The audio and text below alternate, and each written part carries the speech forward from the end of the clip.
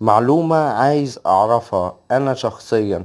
لو انتوا عندكم الاجابة بتاعتها ابعتولي في الكومنتات. ليه الناس اللي عندها سلالات كويسة ومحترمة مواصفات عالية ليه بيبالغوا في الاسعار بتاعتها؟ وفي ناس تاني كمان يوتيوبر بدون ذكر اسماء عندها حمام ولا شكل ولا منظر، وكمان بتطلب اسعار مبالغ فيها. لكان ده او ده، ليه الاسعار دي خلي المربيين الجدد يحبوا تربية الحمام عشان خاطر يقدروا يأكلوا الحمام.